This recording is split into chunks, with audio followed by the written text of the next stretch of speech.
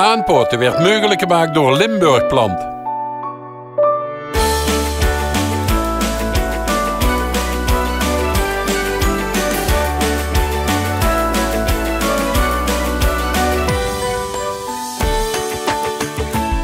Weerkijkers, het is weer zoiets. Aanpoten met Ton. Anne heeft mij op paard gestuurd. Ik moet het gaan holen voor een hek taxussen of zo gaat. Ik vroeg me af of ze die überhaupt wel in oktober kunnen planten. Want ik heb er totaal geen verstand van. Goedemorgen Henry. Ja, hoi. Hekken. Hekken. Hekken joh, taxussen. Oktober, de beste tijd om hekken te poten. Oh, ik was zo bang dat het niet het kost. Oh nee. Nu oktober is eigenlijk bij uitstek de beste maand. Het grote voordeel om het nu te poten is dat is al aangeruid voor de winter. En het voorjaar, je hebt ongeveer het tweevoudige of drievoudige groei het eerste jaar als dat pas in het voorjaar zit. En geen uitval, dat scheelt ook heel erg veel. In het voorjaar dan hebben ze toch vaak gaat schraler weer en als ze dan pas omgepooid zijn, dan hebben ze toch het zwaarder. Een plantje wat nu gepooid zijn, die hebben alle tijd om rustig aan te wortelen. En die ze nu zet, in april, dat is een wortel al, die krijgt ze dan niet meer uitgetrokken en dan beginnen die al direct volop door te groeien. Ja, dat is een heel interessant verhaal, maar hoe moet ik eigenlijk op letten als ik in een taxushek zou willen zitten? Eerst kijken wel, kijk, dat ze hebben wel zo taxus, lorieren en zo gaat. En dan, bijvoorbeeld bij taxus is het ook heel erg afhankelijk. De genetische afkomst zoals ze van afkomen. Daar zit heel veel in. Hè. Je hebt taxus die heel onregelmatig groeien. De ene die groeit een beetje struikelig met kleine nuiltjes, de andere die groeit heel smal en iel. Dus eigenlijk, waar ze eigenlijk gewonnen wordt soort van afkomen, want dit zijn allemaal plantjes die uit soort gewonnen waren. En alles wat gezaaid wordt, daar hebben ze altijd geen uniformiteit in zitten. En wie beter dat de herkomst is, wie uniformer dat de groei ook later is. Ik zal dat zelf nergens aan kunnen zien, dan zou ik toch naar de vakman moeten, of niet? Doe zuus het wel natuurlijk als ze de plantjes zuus, dat zuus zo gaat trekken als ze er langs zit, die zijn eigenlijk allemaal vrij uniform in groei, de nuiltjes zijn allemaal hetzelfde. Er zit geen breie bij, er zit geen hele smale bij, die zijn allemaal net. En dan wordt eigenlijk de kwaliteit ook bepaald van de grond waar ze vanaf komen. Dus in een taxus moet eigenlijk op zandgrond gekweekt worden. Dan hebben die ook heel fijn wortels. En wie meer wortels, wie beter dat ze aangroeien. De afstand waar ze opgekweekt zijn, dus niet dat die te kort doorheen gekweekt zijn, maar dat ze ook lekker ruim gestangen hebben. En wat heel belangrijk is ook wie vaak dat ze ondersneden zijn. En dat al die 4-5 dingen bijeen, die bepalen eigenlijk wat is een goede kwaliteit en wat is een minder goede kwaliteit. Want taxus, je kunt taxus hebben, ik zeg maar van één maat, die kosten 5 euro of die kosten 10 euro. En dan hebben ze toch dezelfde maat. Maar hoe zit dat in die kwaliteit? En stel nu gewoon zijn hek zitten, waar moet je dan op letten? Wie het moeten ze erheen? Een beetje afhankelijk van de maat werden ze normaal tussen de 2 en 2,5 de meter gezet. Ook weer voor die A-kwaliteit. Die A-kwaliteit heeft een mooie volle plantje eigenlijk, dus die kunt ze ook rustig het ruimer zetten. Er zijn wel eens mensen die komen hier en die menen dan 3-4 meter. Ik zeg nee, dat is veel te veel. 2,5 dat is meer als voldoende. Oh, dan groeit dat toch vrij snel dicht dan? Nee, taxus is wel van het hagen eigenlijk de duurste haag wat er is. Dat heb je ook de tuya-hagen, lorier en andere hagen. Het verder wat wel de taxushaag is, dat is een hek die zet ze één keer in die leven. Dus als je kijkt een conifere hek, die heeft een levensduur tussen de zeker 20-30 jaar. Taxus 200-300 jaar. Niet dat ze wel aan een hek hebt, zet ze 300 jaar weer, maar misschien ook voor de kleinkinderen of de achterkleinkinderen. Oh, dat is prettig, dan kunnen ze de hele familie blijven staan, maar dan ook komen is dat chic. Het opa of even grootvader die nog een pootje heeft. En wat ook een groot voordeel is, bijvoorbeeld bij de taxus is, een tuya-haag, als die gaat breier wordt, het is wel eens vaker, die wordt door van binnen. Ja. Er komt geen leeg, dan heb je hier leeg en hier leeg, maar hier binnenin komt geen leeg en dan stoft ze af van binnen. Brandgevaarlijk, dat loopt overal wat zoal, dat zo'n vuurpijl aangereden of iemand schuilt een sigaret in en dingen, hup, daar gaat een hek eraan.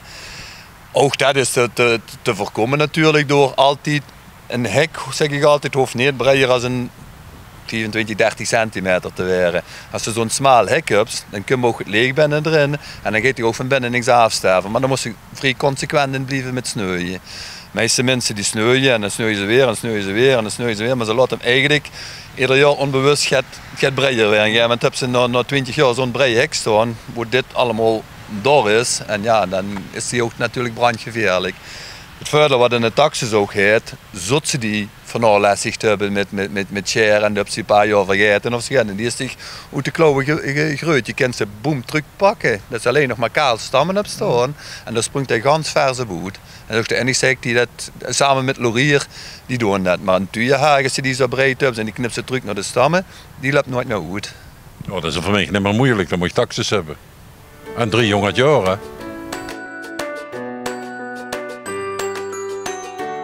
Hey Henry, nu zie ik hier dat ze ook een putje staan. Wat is daar de bedoeling van? Ja, dat is eigenlijk meer de maat. Taxis is een plantje eigenlijk ook voor ieder hek te geschikt is. Heel veel mensen die nu de buxus uitgegooid hebben, die poten taxis over in plaats. Dus taxis is heel goed als een klein hekje te houden vanaf 30, 40 centimeter. Nu kunnen ze die nog fijn in putjes zetten. En dadelijk kreeg ze die ook gewoon met blote wortel. Dus zonder kluitje eigenlijk. En dat blote wortelperiode dat begint eigenlijk zo begin november. Het is nu nog een beetje vroeg. En ik zul die ook in die putjes kunnen laten staan en een fijn modelje erin knippen, of niet? De taxis kan een eerder model. Dus je kent ze piramides, bolvormen, spiralen, alles. Taxis wordt heel erg veel voor vormsneu gebruikt. Het enige nadeel wat taxis wel heeft, helpt absoluut niet van na te voort. Dus als er ergens zeg dat slechte grondjes, het water slecht wegdrukt of zo gaat, dan kan taxis niet tegen. Je kunt natuurlijk wel altijd dat grondje dusdanig verbeteren dat er ook door de taxis groeit, door het turf of het scherpe zand door de grondje her te mengen. Dat het luchtiger wordt. Als ze zeggen, het is toch altijd na de grond. Dan kun je beter een Laurier of eventueel een tuienhaag zetten of zo. En ja, taxis is dan ook alleen in het groen te verkrijgen. Als je dan naar de tuienhagen gaat, die heb ze dan in het tuia- of cipreshagen. Die kent ze in het blauw, in het groen en het geel. En ook daar hebben ze natuurlijk heel veel soorten in. Hè. Maar een hek van 50 jaar aaier of nog aaier op ze niet die staan? Ja, toevallig hier met een oom. Dat is een hek die is eigenlijk direct na de oorlog gepoord geworden. Dus ze zal nu rond de 60, 70 jaar zijn die hek. En ja, we kunnen ze even gestreel lopen. Ik bedoel, als ze die zuus en denkt ze, dat is een hek van 5 of 10 jaar oud. Zoals gewoon ziet hij nog troet. Nou Henry, die kost wel gisteren geplant hebben, jong. Ja, het is inderdaad een Schwanhek. Dit is inderdaad een hek die is al 60, 70 jaar oud. Die heeft mijn oom eigenlijk direct naar de oorlog gepoord. Ja, en dat is nu zuus, zelfs nog 60, 70 jaar. Die is nog even mooi en prachtig en strak en vol. Nu zie je zo direct een beetje het voordeel van een taxishaag. Dat is altijd heel mooi, dun, fijn loof, tekstjes. Ook heel makkelijk te snoeien altijd. Gewoon met de heggescher of zo knippen of met de elektrische heggescher of motorheggescher erlangs. Dat niks zo fijn wat zich knipt als taxis. Een paar jaar geleden hebben we de weg geasfalteerd. Toen wordt die ook te breed gegroeid. Die hebben we toen gans afgeknipt. Alleen de kaal stammen laten staan en daar is deze hek eigenlijk in 1 jaar zocht ze weer zo net rood als doen. Het is wel belangrijk om te kijken wanneer ze dat is. Dus ook heggen is nu een hele fijne tijd om te scheren. De beste tijd om heggen te scheren is altijd zo half september tot half oktober, eind oktober. En dan krijgt ze nog een klein shirtje voor de winter eigenlijk. En het voorjaar groeit de hele winter ziet de hek mooi geschoren uit. Zonder dat ze direct zuist dat ze pas geschoren is. Want vaak als je scheert, dan hebben ze die tupjes wat dan een klein beetje door uitslaan. Maar als ze nu scheert, dan komt er nog een heel klein shotje op eigenlijk voor de winter. En ja, dan ziet hij ook die hele winter gewoon en mooi gesneeuwd uit. Nou, dan rest me nog 1 ding om te zeggen. Bedankt Henry, want het was zeer leerrijk. Ja. Ik heb heel veel geleerd binnen een hele korte tijd. Ik ga op Geer ook en ik kan alleen maar zeggen, tot de volgende keer. Dan zijn we ons misschien weer terug met Aanpoorten bij Limburgplant. Aanpoorten werd mogelijk gemaakt door Limburgplant.